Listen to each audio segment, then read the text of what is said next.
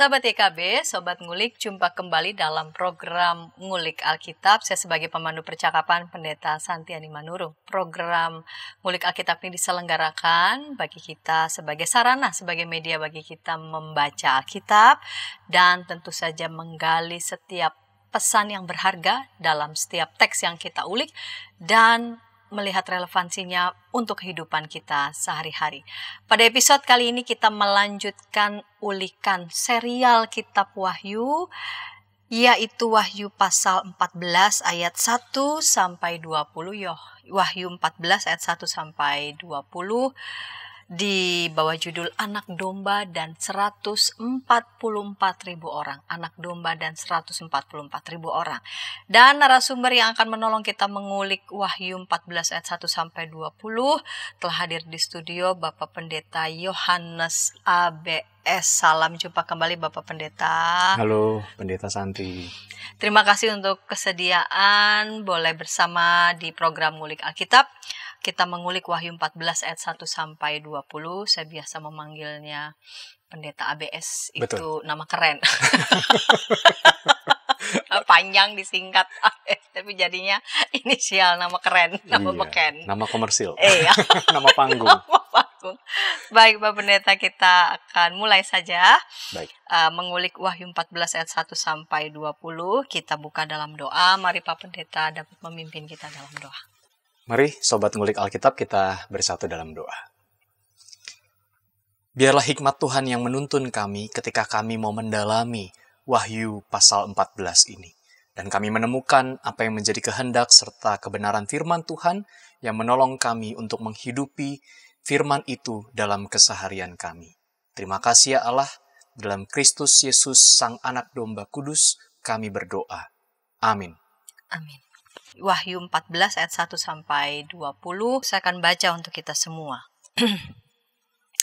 Lalu aku melihat sesungguhnya anak domba berdiri di gunung Sion dan bersama dia 144.000 orang dan di dahi mereka tertulis namanya dan nama Bapanya. Aku mendengar suatu suara dari surga bagaikan desau air bah dan bagaikan bunyi guru yang dahsyat. Suara yang kudengar itu seperti bunyi pemain-pemain kecapi yang memetik kecapinya. Mereka menyanyikan suatu nyanyian baru di hadapan tahta dan di depan keempat makhluk dan tua-tua itu, dan tidak seorang pun yang dapat mempelajari nyanyian itu selain 144.000 orang yang telah ditebus dari bumi itu. Mereka adalah orang-orang yang tidak mencemarkan dirinya dengan perempuan-perempuan, karena mereka murni sama seperti perawan.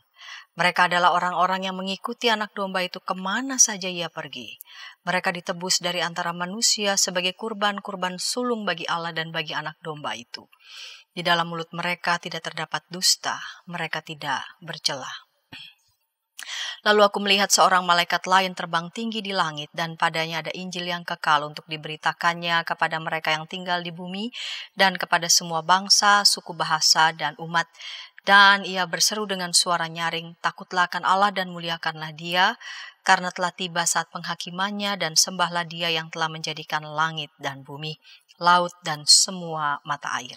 Seorang malaikat lain, malaikat kedua, menyusul dia dan berkata, sudah runtuh Babel, kota besar itu, yang telah memabukkan segala bangsa dengan anggur hawa nafsu cabulnya.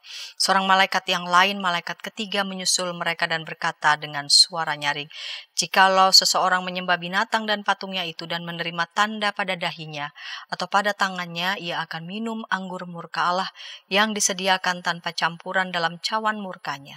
Ia akan disiksa dengan api dan belerang di depan mata malaikat-malaikat kudus dan di depan mata anak domba. Asap api yang menyiksa mereka itu naik ke atas sampai selama-lamanya, dan siang malam mereka tidak henti-hentinya disiksa, yaitu mereka yang menyembah binatang serta patungnya itu, dan siapa saja yang telah menerima tanda namanya. Yang penting di sini ialah ketekunan orang-orang kudus yang menuruti perintah Allah dan iman kepada Yesus. Kemudian aku mendengar suara dari surga berkata, tuliskan, berbahagialah orang-orang mati yang mati dalam Tuhan sejak sekarang ini. Sungguh kata Roh, supaya mereka boleh beristirahat dari jerih lelah mereka, karena segala perbuatan mereka menyertai mereka. Lalu aku melihat sesungguhnya ada suatu awan putih, dan di atas awan itu duduk seorang seperti anak manusia dengan sebuah mahkota emas di atas kepalanya dan sebilah sabit tajam di tangannya. Seorang malaikat lain keluar dari bait suci, ia berseru dengan suara nyaring kepada dia yang duduk di atas awan itu. Ayunkanlah sabitmu itu dan tuailah, karena sudah tiba saatnya untuk menuai, sebab tuaian di bumi sudah masak. Lalu ia yang duduk di atas awan itu mengayunkan sabitnya ke atas bumi, dan bumi pun dituailah. Kemudian seorang malaikat lain keluar dari bait suci yang di surga, juga padanya ada sebilah sabit tajam. Seorang malaikat yang lain lagi datang dari mesbah. Ia berkuasa atas api dan ia berseru dengan suara nyaring kepada malaikat yang memegang sabit tajam itu. Katanya, ayunkanlah sabitmu yang tajam itu dan potonglah buah-buah pokok anggur di bumi, karena buahnya sudah masak.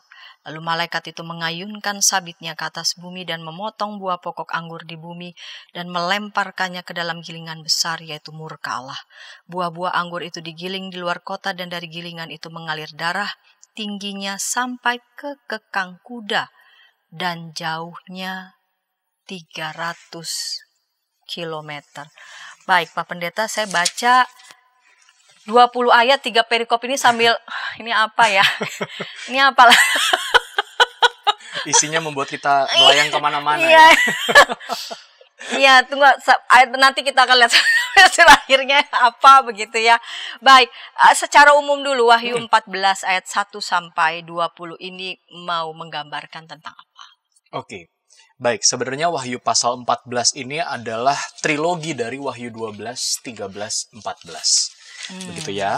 Kalau di Wahyu 12 itu mengedepankan situasi bagaimana umat Kristen berhadapan dengan para petinggi serta para orang-orang yang menggoyahkan iman mereka. Simbolisnya makanya hewan-hewan yang aneh-aneh itu.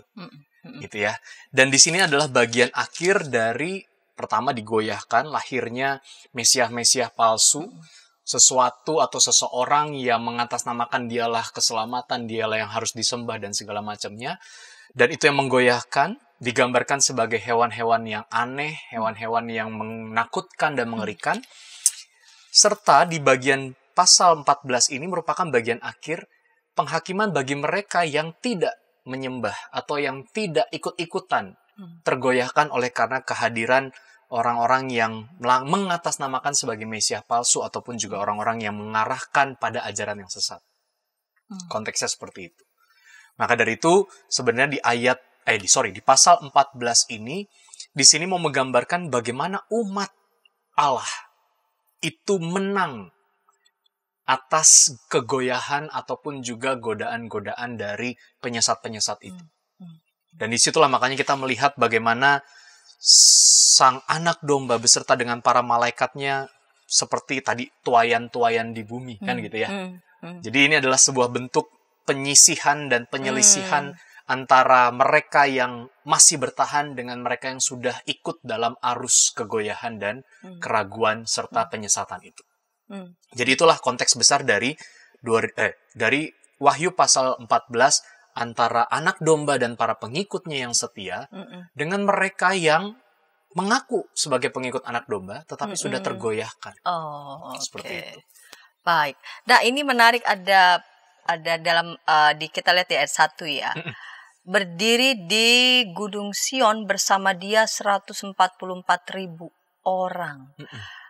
Di segmen pertama ini saya mengawali dengan tadi ya, selain tadi meminta gambaran secara umum pasal 14, ini Gunung Sion, berdiri di Gunung Sion bersama dia 144.000 orang. Ini apa? Ini beneran berdiri di Gunung Sion beneran, terus ada 144.000 bersamanya atau apa ini? Oke, baik. Ya, kembali bagaimana kita melihat kitab Wahyu secara umum dalam konteks ini adalah melihat simbolisme ini pada tempatnya dengan mengkaitkannya dengan maksud dari tujuan kitab Wahyu ini. Nah, simbolisme Gunung Sion di dalam ayat yang pertama itu mau menggambarkan Gunung Sion ini memang adalah tempat hadirnya Allah. Dalam hal ini adalah tempat yang menunjukkan atau lambang yang menunjukkan pemerintahan Allah atau kediaman ilahi. Ya, Dan ini tentu secara geografis ada Gunung Sion itu di mana. Tetapi sebenarnya di dalam bacaan kita, itu mau melambangkan sesuatu yang sifatnya simbolik tentang kehadiran Allah. Ya. Nah, menariknya adalah bukan hanya 144.000 orang, tetapi di dalam Gunung Sion itu muncullah Sang Anak Domba yang merepresentasikan pemerintahan mesianik. Ya, jadi ini penglihatan Yohanes ketika Sang Anak Domba itu berkuasa di gunungnya Allah. Dengan 144K itu tadi ya, 144.000 orang. Apakah ini jumlah literal? Gitu ya. 144.000 orang yang menunjukkan bahwa ya memang cuma segitu pengikut Tuhan. Lagi-lagi mari kita lihat simbol di balik ini. Ada penafsir yang melihat bahwa 144.000 orang ini merupakan angka real dari pengikut Tuhan. Nah, ada yang mengkaitkannya dengan ini adalah sebenarnya lambang suku Israel. Tetapi kalau dibandingkan dengan Wahyu pasal 7, di situ tuh suku Israel, suku Dan, itu tidak termasuk. Artinya hipotesis bahwa 144.000 orang ini menggambarkan sisa-sisa dari Israel, suku-suku itu tinggal segitu, itu tertolak. Kenapa? Karena suku Dan tidak masuk di situ. Ya. Lalu 144.000 orang, apakah ini angka real yang dihitung oleh Yohanes dalam penglihatannya? Gitu ya. Kita ngelihat orang 100 aja itu kan kira-kira biasanya dalam kerumunan. Betul enggak? Iya. Ini agak persis ya, 144.000. Iya. Itu kan 100 orang aja kita kira-kira lah 100-an orang iya, lah. Iya, kita gitu. sebutnya kira-kira 100-an. Betul. Kalau ini kan kayaknya seolah-olah spesifik. Iya. Terdapat bersama dia 144.000 orang dan di dahi mereka tertulis namanya. Iya, apa ada ini hitung langsung ceker ya. Jadi kita datang ibadah ceker, oh gitu ya. Sekian. Tentu ini bukan. Jadi 144.000 orang, ya salah satu penafsir mengatakan bahwa ini merupakan simbol dari mereka yang masih mengikut dengan setia pada Sang Anak Domba. Tadi konteks besarnya kan ada kelompok yang mengikut, masih setia bertahan, ada yang tidak. Mereka yang mengaku mengikut tetapi justru malah tersesatkan oleh para hewan-hewan, ya, simbolisme hewan-hewan yang menyesatkan itu, para nabiah palsu, mesianis palsu, dan segala macam. Nah, 144.000 ini adalah simbol yang mau mengatakan ini loh orang-orang yang masih bertahan. Bukan pada jumlahnya, tetapi ada satu hal menarik. Ya. Di dahi mereka ada lambang apa? Coba lihat. Tertulis namanya Dan nama bapaknya. Oke. Ibarat KTP, atau kita pernah pakai nempel nama. Identitas. Gitu ya. Namanya. Misalnya pembagian kelompok sama nama. Iya. Ya kan? Ya. Berarti nama ini menunjukkan kelompok mana kan gitu. Nah sama. Di sini tuh mau menunjukkan bahwa 144.000 orang, ya, yang adalah angka simbolik itu merupakan kelompok yang memang betul taat dan setia. Dengan cara apa? Dilihatnya, di dahi mereka ada namanya. Dan juga nama bapaknya lagi. Siapa yang memiliki dan terafiliasi pada siapakah mereka itu. Oke. Jadi bukan pada jumlahnya, tetapi pada identitas yang melekat pada mereka semua. Siapa mereka? Betul. Dari mana mereka? Betul. Oke. Dan itulah sebenarnya fokus dari 144.000 orang. Kalau ada yang mengaitkan ini sebagai jumlah yang nanti akan masuk surga, misalnya begitu. Sekarang jumlah pengikut Kristus, baik itu dari Protestan maupun Katolik, berapa sih? Seluruh dunia ya? Iya, seluruh dunia. Hampir mungkin 2-3 miliar orang. Katakanlah begitu. Ini 144.000 orang. Kalau ini dibaca secara literal bahwa 144.000 orang adalah orang yang layak dan bisa masuk ke dalam sorga, gitu ya. Buat apa kita beriman? Karena toh pada akhirnya itu tidak menunjukkan bahwa kita termasuk kepada yang situ. Orang lebih kok dari 144.000 orang. Itu baru masa kini, belum masa-masa lalu. Ya, artinya memang bukan pada kuantitas jumlahnya, tetapi pada identitas yang melekat pada 144.000 orang itu. Dia adalah milik sang anak domba, mengikut pada sang anak domba, ya, dan identitas itu melekat. Jadi terlihat dari dahinya. Begitu. Ya. Jadi 144.000 itu mau merujuk pada para pengikut sang anak domba. Para pengikut sang anak domba. Yang dengan setia, tekun, dan taat mengikutinya. Sekalipun ada mereka yang juga udah ditarik ataupun juga disesatkan oleh para binatang-binatang yang keluar dari dalam bumi. Kalau dilihat di dalam Wahyu pasal 13. Ya, lagi-lagi binatang-binatang yang keluar dari dalam bumi bukan berarti kemudian dari dalam bumi lahirlah binatang tertentu. Enggak. Ini adalah sebuah simbol di dalam kehidupan konteks kala itu. Muncul mereka-mereka yang mendaku sebagai Mesias palsu. Yang akhirnya narik-narikin orang. Ya, ayolah ikut kelompokku. Kalau nggak mau apa? Ditekan. Begitu. Jadi selalu berhadapannya dengan seperti itu nih, konteks Wahyu nih. Iya. Kalau nggak ikut, maka kamu akan berhadapan dengan konsekuensi-konsekuensi yang kalian akan terima, begitu ya. Kekerasan lah, kematian lah, dan lain sebagainya. Baik, kita akan ulik lagi nih ya, karena ada 20 ayat, kita akan ulik selanjutnya di segmen kedua, namun sebelumnya kita dengarkan pesan-pesan berikut ini. Shalom adik-adik, hari ini Kepik berkeliling dari desa ke desa. Kepik pengen ke rumah Pak Tani. Coba, ada yang tahu nggak di rumah Pak Tani ada apa saja? Ayo, coba tebak. Apa coba? Betul, ada sapi. Mo. Mereka sekarang rukun dan jalan bersama-sama pulang ke rumah Pak Tani. Kak Evelyn, tapi sebelum tidur aku mau dengar dongeng dulu. Katanya tadi sudah ngantuk. Pokoknya aku mau dengar dongeng dulu, kakak. Jadi pangku nih. Kayak cerita ya, siap?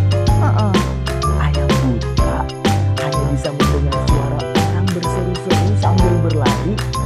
Lari, kebakaran. Sekarang kodok lumpuh itu bebas berada di atas punggung semua ayam. Kemanapun ia mau pergi, ayam-ayam siap membawanya dengan senang hati.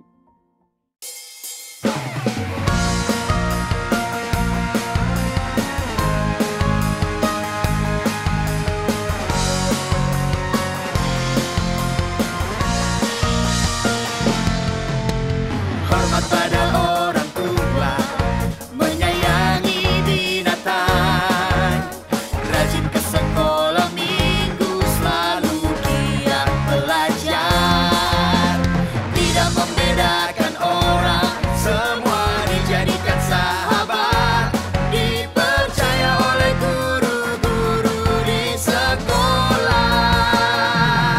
Kiki dan Gigi, sahabat yang baik, gembira menolong siapapun,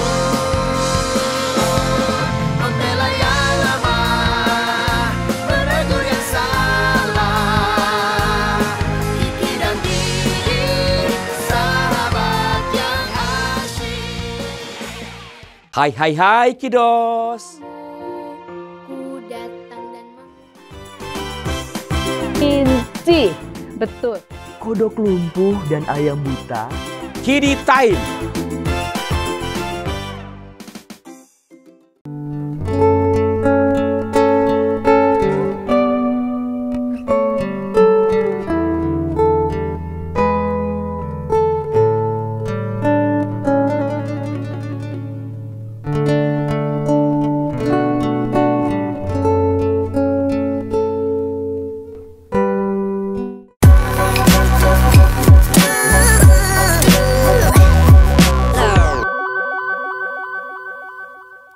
Sahabat YKB, Sobat Ngulik, senang masih bersama dengan kami dalam program Ngulik Alkitab. Pada episode kali ini kita mengulik Wahyu pasal 14 ayat 1 sampai 20 diberi judul Anak Domba dan 144.000 orang dengan narasumber Pendeta Yohanes ABS. Kita memasuki segmen yang kedua. Saya mengajak sahabat dapat berinteraksi di kolom komentar yang sudah tersedia. Baik Pak Pendeta, kita lanjut di segmen yang kedua ini. Ya. Kita lihat di perikop kedua, di pemberitahuan tentang penghakiman. Ada beberapa yang menarik ini ya. Lalu aku melihat seorang malaikat lain terbang tinggi di langit dan padanya ada Injil yang kekal. Lalu nanti malaikat lain lagi, malaikat kedua. Malaikat lain lagi, malaikat ketiga. Berarti yang ayat 6 ini malaikat pertama lah ya. Karena yang lama malaikat sebenarnya 2, 3. Nah, Pak Pendeta bisa menyampaikan ini malaikat-malaikat apa? Karena memang di kitab Wahyu ini, tentang malaikat itu banyak sekali. Iya. Betul. Diberitakan. Baik. Lagi-lagi malaikat dalam penglihatan Yohanes di dalam kitab Wahyu ini merupakan simbolisme. Ya, saya pernah mengulas beberapa waktu lalu bahwa malaikat itu salah satu artinya adalah para pemimpin-pemimpin jemaat kala itu. Ya, itu salah satunya. Nah, apakah kaitannya malaikat itu di dalam penglihatan ini sama? Hampir serupa, tapi bukan pada sosoknya, tetapi pada apa yang dilakukan sang malaikat ini. Artinya orang-orang yang masih dipercayakan untuk memimpin umatnya.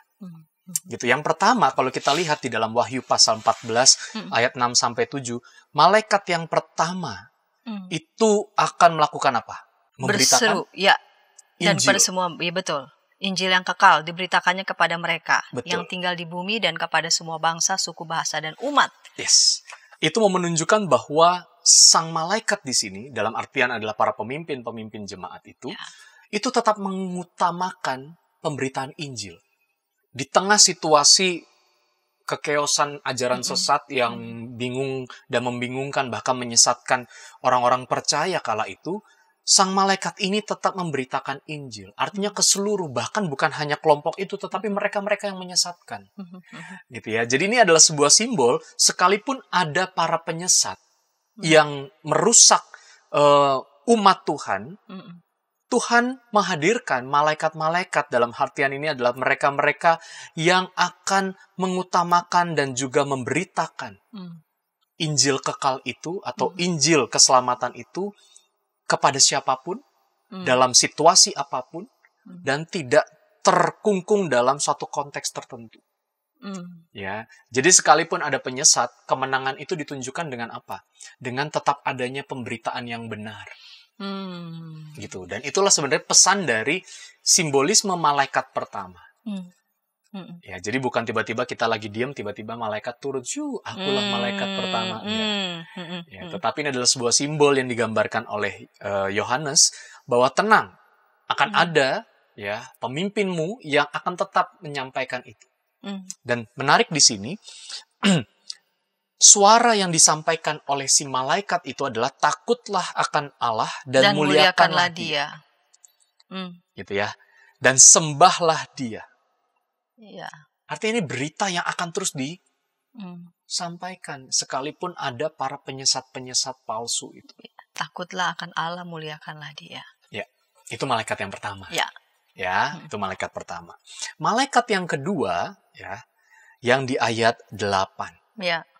Di ayat 8 di situ dikatakan, boleh dibaca Pendeta Santi? Seorang malaikat lain, malaikat kedua menyusul dia dan berkata, sudah runtuh Babel.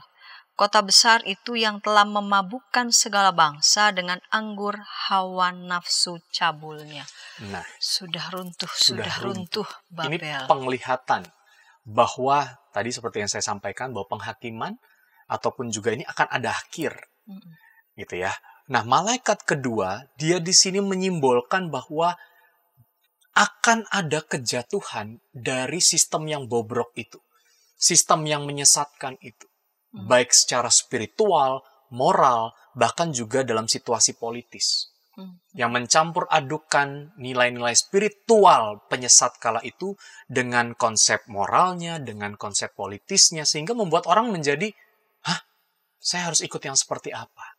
Nah, tetapi malaikat kedua di sini, ini menjadi sebuah simbol bahwa akan ada akhir kok dari sistem yang bobrok itu. Orang atau struktur ataupun juga sistem yang menentang Allah menentang kebenarannya akan jatuh. Karena tadi malaikat pertama akan terus memberitakan mana yang benar. Malaikat pertama akan terus mengatakan, ikutilah Tuhan, takutlah akan Tuhan, ya, sembahlah Dia, jangan sembah yang lain.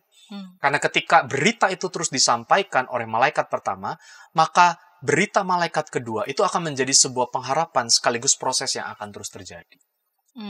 Gitu. Jadi ini adalah sebuah penggambaran sekali lagi ya, bukan benar-benar tiba-tiba kita menunggu penghakiman malaikat datang. Begitu. Tetapi adalah sebuah berita yang mau disampaikan atau pesan yang disampaikan, jangan pernah meninggalkan Tuhan, yang pertama itu. Yang kedua, sesuatu yang sesat akan jatuh, akan rusak. Babel itu adalah gambaran sistem yang menentang Allah. Bobrok yang menentang Allah ya. Ya, ingat pembangunan menara Babel itu betul. ya. Seperti itu. Jadi dikaitkan ke sana. Yang menyimbolkan arogansi manusia, Betul kepongahan sekali. manusia yang sekali. ingin menjadi seperti Tuhan. Betul. Ya. Baik. Malaikat yang lain. Nah, malaikat Ketiga. yang lain. Wah, jadi ternyata malaikat juga tahu siapa yang jadi juaranya ya. Malaikat juga tahu. Oke. Aduh. Ternyata malaikat yang digambarkan di sini bukan hanya 2, tetapi ada 3 ya. Iya. Malaikat yang ketiga adalah malaikat yang juga berkata dengan suara nyaring. Kalau mereka yang menyembah binatang dan patungnya, Ya, dan menerima tanda pada dahinya atau pada tangannya, ia akan minum anggur murka Allah yang disediakan tanpa campuran dalam cawan murkanya. Ia akan disiksa dengan api dan belerang di depan mata malaikat-malaikat kudus dan di depan mata anak domba. Yes. Dan seterusnya, ayat 11 itu gambarannya penyiksaan. Dan ini sebenarnya mau mengatakan bahwa meskipun kamu tersiksa oleh karena penyesat-penyesat itu mempersekusi kamu, menekan kamu, membuatmu sengsara, ketika kamu melawan dan menentang Allah, rasa tersiksa itu jauh lebih besar dibandingkan cuman sekadar para penyesat-penyesat yang menyiksa kamu. Dan malaikat ketiga inilah yang memateraikan. Artinya gini, dia tahu ini sebenarnya dia tersesat dan menyesatkan. Ya. Beda, kontraskan dengan 144.000 orang yang identitasnya jelas. Ya, identitasnya jelas. Di sini sebenarnya malaikat ketiga menyimbolkan para pemimpin jemaat, pemimpin umat. Yang tadi di malaikat pertama itu adalah berita Injil, malaikat kedua menjelaskan tentang ada akhir, malaikat ketiga menjelaskan tentang konsekuensi. Bahwa konsekuensi menentang Allah, seperti layaknya Babel itu, adalah murka Allah. Gitu. Jadi jangan menganggap bahwa penyiksaan dari para penyesat ini sebagai murka Allah. Tidak. Justru ketika menentang Allah itulah, disitulah murka Allah disiapkan bagi kalian. Kira-kira begitu. Jadi lagi-lagi, malaikat ini adalah sebuah simbol. Orang-orang yang Tuhan pakai untuk memperingatkan ya, tentang murka. Dan tentang bagaimana kemenangan itu didapatkan. Dan harus dipertahankan sampai pada akhirnya. Gitu ya. Jadi 144.000 menyimbolkan bahwa dialah pengikut dengan identitas sang anak domba. Nah, mereka-mereka yang masih menyesatkan, kan ada yang begitu ya, ada yang udah, masih, dan tetap, ada yang masih berceceran kemana-mana. Gitu. Nah, yang berceceran kemana-mana inilah yang diperingatkan oleh para 3 malaikat ini, yang digambarkan dalam Yohanes pasal 14 ayat 6 sampai ayat yang ke-13. Begitu. Supaya apa? Supaya mereka tetap sadar bahwa identitas mereka adalah identitas ke 144.000. Mungkin jumlahnya lebih besar, bisa jadi. Namanya juga penglihatan, tetapi arahnya ke situ. Kerigma atau pesan yang digambarkan oleh Yohanes adalah seperti itu. Begitu. Baik Pak Pendeta. Kita lanjut di ayat 12 ya. Dan 13. Yang penting di sini ialah ketekunan orang-orang kudus yang menuruti perintah Allah dan iman kepada Yesus. Kemudian aku mendengar suara dari surga berkata, tuliskan, berbahagialah orang-orang mati yang mati dalam Tuhan sejak sekarang ini. Sungguh kata roh supaya mereka boleh beristirahat dari jerih lelah mereka karena segala perbuatan mereka menyertai mereka. Ini sebenarnya clear. Mm-mm. Menjadi kesimpulan dari apa yang tadi saya jelaskan tentang Ya. malaikat 1, malaikat Mm-mm. 2, dan Mm. malaikat 3. Mm. Bahwa ketekunan Iya itu. menjadi kata kunci. Ketaatan pada Kristus dan pada perintah Allah itu menjadi kata kunci di sini. Kalaupun ada orang yang akhirnya mati karena bertahan dalam iman pada sang anak domba itu, ini menjadi kata-kata penghiburan. Mereka disebut berbahagia. Gitu ya. Jadi kebahagiaan itu, ini lagi-lagi kata-kata penghiburan bagi mereka yang dengan tetap tekun, setia, dan taat, sekalipun harus berkorban nyawa, atau nyawanya menjadi terancam, maka mereka ini adalah orang-orang yang berbahagia di dalam Kristus. Begitu. Boleh beristirahat dari jerih lelah mereka, berarti dari segala perjuangan mereka, kesetiaan mereka, ketekunan mereka ya. Betul. Karena segala perbuatan mereka menyertai mereka. Dan kepada mereka lah disebut yang berbahagia. Betul sekali. Ya. Baik, kita lanjut di perikop selanjutnya. Ini tentang perikopnya diberi judul Tuaian di Bumi. Lalu aku melihat sesungguhnya ada suatu awan putih dan di atas awan itu duduk seorang seperti anak manusia dengan sebuah mahkota emas di atas kepalanya dan sebilah sabit tajam di tangannya. Seorang malaikat lain keluar dari bait suci.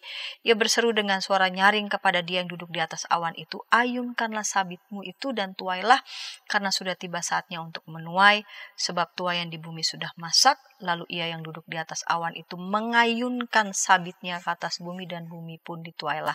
Ini mau menggambarkan tentang apa? Setelah tadi ya, pemberitahuan tentang penghakiman, lalu kemudian mengatakan kepada mereka yang bertekun, sekalipun mereka mati, mereka tidak akan sia-sia pada apa yang sudah mereka lakukan. Lalu kemudian ada tuaian, ada sosok yang seperti anak manusia dan mengayunkan sabit tuaian di bumi. Ini menggambarkan tentang apa ya? Iya, ini bicara soal penghakiman oleh sang anak domba. Jadi sang anak domba ini bukan hanya berkuasa atas segala situasi yang sedang terjadi oleh umat atau terhadap umat kala itu, ya, tetapi sang anak domba yang mengayunkan sabit itu mau menunjukkan bahwa tenang, ya, dan aku akan menuai itu pada waktunya. Kalau kita pakai simbol orang yang memanen, itu kan semua dipotong dulu. Betul nggak? Baru kemudian dipilah mana yang layak, mana yang dibuang gitu kan ya. Nah, sama seperti gambaran di sini. Jadi sang anak domba dia akan menghakimi dulu atas dunia, tetapi kemudian nanti orang-orang yang di dahinya tetap ada identitas nama Bapanya, itulah yang nanti bertahan dan juga mengalami kasih karunia serta keselamatan kekal itu. Ya, jadi ini adalah sebuah simbol, sabit ini adalah sebuah simbol penghakiman, tapi sekaligus simbol kemenangan. Bagi mereka yang tidak setia, penghakiman. Tapi bagi mereka itu sebagai kemenangan. Kemenangan. Jadi, sabit ini dia akan menyabit mereka yang bertentangan dengan sang anak domba, tapi sekaligus akan menyelamatkan mereka yang bertahan karena bertekun di dalam iman kepada sang anak domba itu. Jadi menunjukkan otoritas yang bukan hanya berkuasa, tetapi juga mampu menghakimi dan menyelamatkan para umatnya. Gitu. Baik Pak Pendeta, kita lanjut ayat 17 sampai 20 dan tentu saja kita akan melihat relevansinya untuk kehidupan sehari-hari. Kita akan ulas segmen ketiga, namun sebelumnya kita dengarkan pesan-pesan berikut ini. Shalom adik-adik. Hari ini Kepik berkeliling dari desa ke desa. Kepik pengen ke rumah Pak Tani. Coba, ada yang tahu nggak di rumah Pak Tani ada apa saja? Ayo, coba tebak. Apa coba? Betul, ada sapi. Mo. Mereka sekarang rukun dan jalan bersama-sama pulang ke rumah Pak Tani. Kak Evelyn, tapi sebelum tidur aku mau dengar dongeng dulu. Katanya tadi sudah ngantuk. Pokoknya aku mau dengar dongeng dulu kakak. Jadi pangku nih. Kayak cerita ya, siap? Ayam buta hanya bisa mendengar suara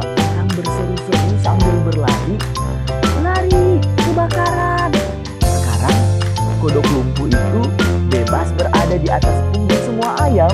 Kemanapun ia mau pergi, ayam-ayam siap membawanya dengan senang hati.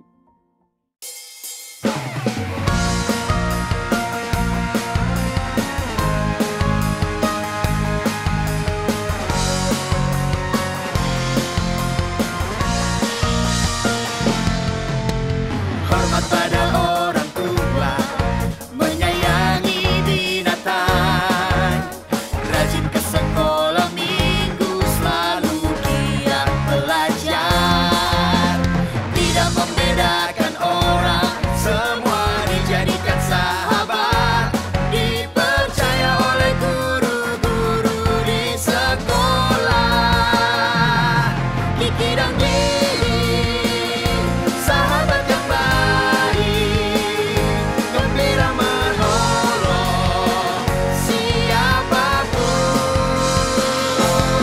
membela yang lemah, menegur yang salah.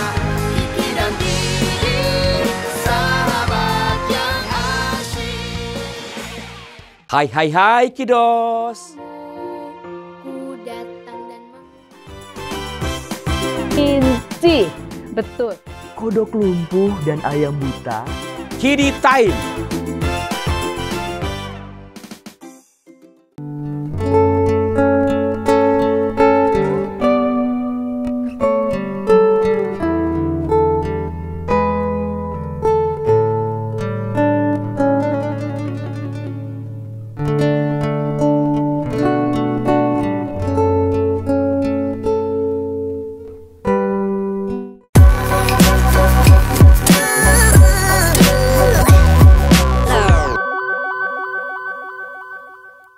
Sahabat YKB, Sobat Ngulik, senang masih bersama dengan kami dalam program Ngulik Alkitab. Pada episode kali ini kita mengulik Wahyu pasal 14 ayat 1-20 diberi judul Anak Domba dan 144.000 orang. Kita memasuki segmen ketiga, segmen penutup. Kita masih bersama-sama ditolong oleh narasumber Bapak Pendeta Yohanes ABS untuk mengulik teks ini secara khusus ayat 17 sampai ayat 20 dan kita melihat relevansinya untuk kehidupan kita sehari-hari. Baik Pak Pendeta, kita lanjut di ayat 17 sampai ayat 20 ini mau menggambarkan tentang apa? Dia menarik juga, ayunkanlah sabitmu yang tajam itu dan potonglah buah-buah pokok anggur di bumi karena buahnya sudah masak. Itu kalau saya lihat di ayat berapa ya? 18. Ayat 18. Apakah ini masih ada kaitannya dengan mengayunkan sabit ke atas bumi itu? Ya, betul sekali. Jadi, simbolisme sabit anak domba itu menunjukkan otoritas utama dan kuasa utama dalam menghakimi. Tapi para malaikat di sini menjadi perpanjangan tangan sang anak domba itu untuk memilah dan memilih. Mana yang benar-benar dia adalah kelompok ataupun pribadi ataupun juga para pengikut yang setia dan taat, sama yang sebenarnya dikatakan sudah masak tetapi busuk. Gitu. Ya. Maka kalau kita lihat tadi di ayat sebelumnya, di ayat 14 sampai ayat 16 menunjukkan tentang sang anak domba yang adalah penghakim agung itu atau hakim agung, maka di ayat 17 sampai 18 ini secara spesifik mau mengatakan bahwa mereka yang sudah dipanen itu ternyata tidak cukup. Harus tetap ditelisik, diselidiki apakah dia benar-benar sesuai dengan apa yang Tuhan inginkan atau tidak. Gitu ya. Dan kalau kita lihat ada malaikat dengan sabit kedua, lalu ada yang malaikat dengan sabit kedua, dia memotong dan memasukkannya ke dalam gilingan besar. Ya, jadi ibaratnya ini sudah dipanen, tapi ada proses lanjutan, kan gitu. Ya. Kalau kita manen padi jadi gabah untuk bisa dimakan, kan nggak sama kulit-kulitnya juga. Betul Itu ya? mesti dipisahkan Perlu lagi. diselep namanya kan, perlu dipisahkan antara Pisahkan. gabahnya dengan butir berasnya, kira-kira begitu. Nah, sama pokok anggur itu untuk menjadi anggur yang berbuah manis, sesuatu yang memang bisa dirasakan, itu maka dari anggur yang sudah terpilih akan diproses. Nah, proses di sinilah yang dimaksudkan sebagai murka Allah. Oh, oke. Seolah-olah murka tuh kayaknya Allah galak atau Allah apa gitu ya. Oh. Tapi disinilah menunjukkan simbol anggur untuk melambangkan penghakiman. Bagaimana Tuhan mengetahui dengan pasti mereka yang bertahan sungguh-sungguh atau mereka yang sebenarnya adalah matang karena busuk. Jadi ini mau mengatakan matang karena busuk itu apa? Ya para penyesat-penyesat itu. Yang mungkin berlaku baik, yang mungkin secara outernya itu menunjukkan kesalehan, tetapi sebenarnya isinya busuk. Untuk menutupi kebusukan, dia seperti itu. Maka di dalam murka Allah itu tidak ada lagi penutupan-penutupan ataupun juga kamuflase-kamuflase terhadap kebusukan. Karena yang matang sempurna itu akan terseleksi dan akan terlihat dengan sungguh luar biasa di hadapan murka Allah. Jadi kita bisa melihat ini kronologis memang kalau kita lihat. Bagaimana Wahyu 14 sampai ayat 1 sampai ayat 20. Ada babak di mana mengingatkan siapa yang paling berkuasa. Ada babak di mana proses penghakiman itu membutuhkan ketekunan dan itu yang diberitakan terus-menerus. Dan yang terakhir adalah bagaimana tuaian itu akan diproses sehingga mereka yang kategorinya 144.000 atau mereka yang belum masuk dalam kategori 144.000 orang itu akan masuk sesuai dengan kriteria sang anak domba. Gitu. Itu simbol-simbol yang ada di dalam Wahyu pasal 14 ayat 17 sampai ayat 20. Gitu. Menarik, ada satu ayat yang di ayat 20. Buah-buah anggur itu digiling di luar kota, dan dari gilingan itu mengalir darah, tingginya sampai ke kekang kuda dan jauhnya 300 kilo. Ini maknanya apa ya? Seolah-olah nih haus darah sekali. Haus darah, dan itu kayak apa? Sampai berlimpah darahnya sampai ke kekang kuda dan jauh 100 kilometer. Apakah ini soal tensi darah yang tinggi? Oh, bukan ya. Karena kan dia bilang darahnya tinggi. Jauhnya, iya. Tinggi gitu ya. Iya, sampai ke kekang kuda. Oke, tinggi juga. kekang kuda, ya oke, baik ya. Ya, jadi dan jauhnya 300 kilometer. Tentu ini bukan luasan yang sifatnya berapa kali berapa. Kalau 300 kilometer berarti kan 30 kilometer kali 10 kilometer. Gitu ya. Ini adalah sebuah simbol di mana penghakiman itu bersifat total. Jadi bukan pada orang tertentu, kelompok tertentu, tapi ini semua. Berlaku untuk semua. Semua. Dan dia sifatnya total penghakiman. Jadi murka Allah itu nggak pilih-pilih, nggak cuma terjadi di ruangan ini, misalnya begitu. Tapi untuk semuanya. Dan ini mau menyimbolkan, kalau kita lihat ini kan seperti haus darah, begitu ya. Iya. Haus darah yang mengerikan banget. Iya. Tapi ini sebenarnya mau mengatakan inilah pemurnian itu. Pemurnian di dalam penghakiman bukan terjadi pada suatu konteks tertentu, tapi untuk seluruhnya. Ya. Dan artinya darah di sini menjadi sebuah kebinasaan bagi mereka yang memang sebenarnya menyesatkan, yang sudah diproses dalam penggilingan murka Allah itu. Ya, lagi-lagi simbol ya, hati-hati, ini bukan sesuatu yang menakutkan. Soalnya mereka digiling begitu ya, kayak blender. Itu dia. Gitu ya. Tapi memang ini kan bahasa imajinatif, metafora yang digambarkan dalam penglihatan. Tapi pada prinsipnya atau pada pesannya, ini mau mengatakan sesuatu itu terjadi akan terpisah antara mana anggur sejati, air anggur sejati dengan darah. Darah ini adalah mereka yang binasa. Mereka yang menyesatkan itu. Ya, mereka yang kualitasnya tidak sesuai dengan gilingan Allah atau murka Allah itu. Dan 300 km jangan lagi diingat sebagai cakupan luasan, tetapi ini adalah ketotalan. Jangkauan total. Ya. Karena kalau misalnya luas wilayah Indonesia yang 300 km persegi. Wah, berarti itu tuh yang termasuk dalam itu doang tuh. Gitu ya. Gitu. Tidak. Jadi ini tidak menyimbolkan atau merepresentasikan batas wilayah, tetapi justru mau mengatakan penghakiman itu atau penggilingan itu tidak hanya terbatas pada satu wilayah, karena ini bersifat total menyeluruh. Begitu. Baik, baik Pak Pendeta. Kita setelah Pak Pendeta menolong kita nih mengulik ya dari ayat 1 sampai ayat 20 dengan judul Anak Domba dan 144 ribu orang. Apa pesan yang relevan pasti ya untuk kehidupan kita sehari-hari lewat penggambaran kitab Wahyu ini? Oke, baik. Secara teologis dan eskatologis, artinya sesuatu yang terus diharapkan, sesuatu yang tetap dinantikan, maka Wahyu pasal 14 ini dalam kaitannya tadi ya, Wahyu 12, 13, dan ini menjadi babak akhir dari kemenangan itu.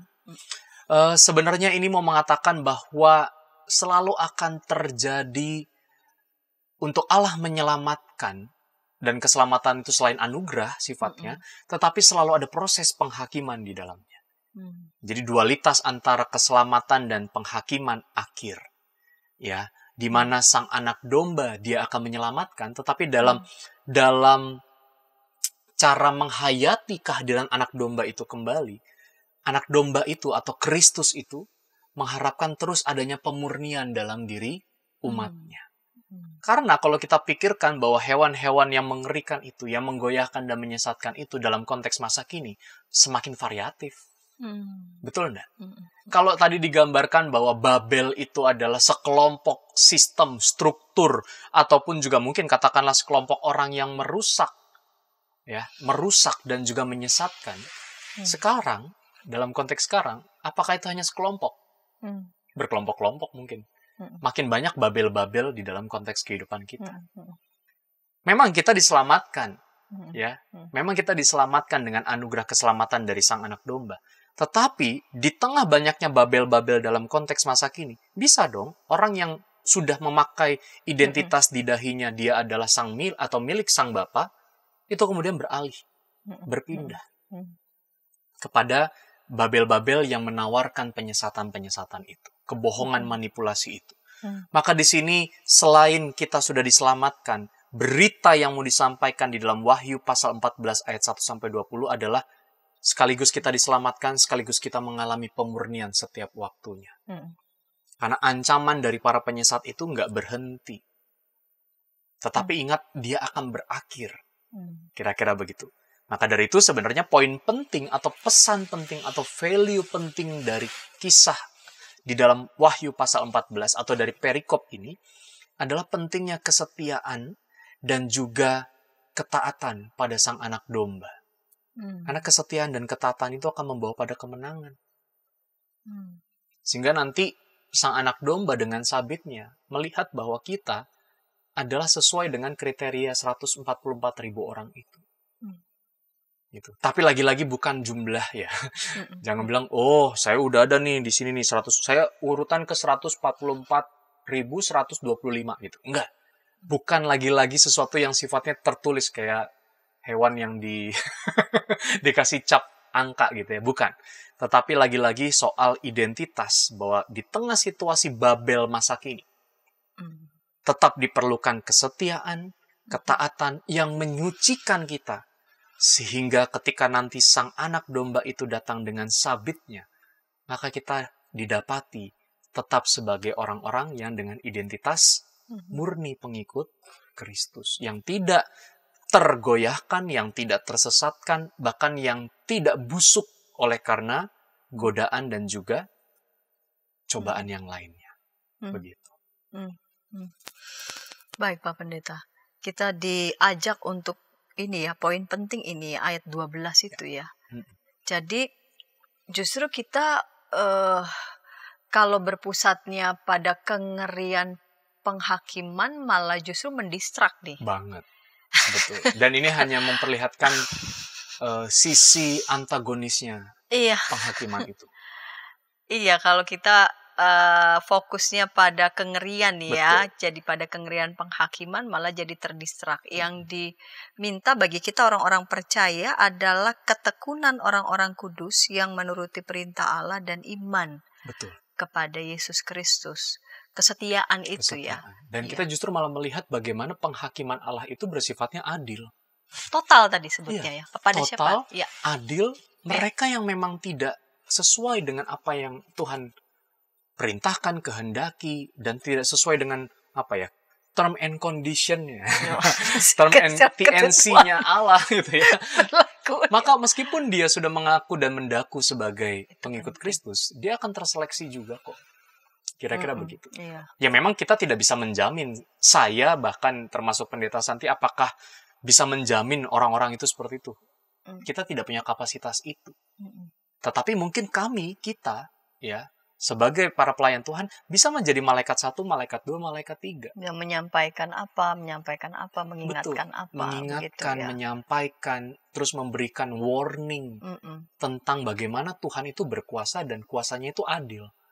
Gitu. Nah, mungkin juga Sobat Ngulik Alkitab di dalam kehidupan kesehariannya bisa juga jadi malaikat 1, malaikat 2, malaikat 3. Betul.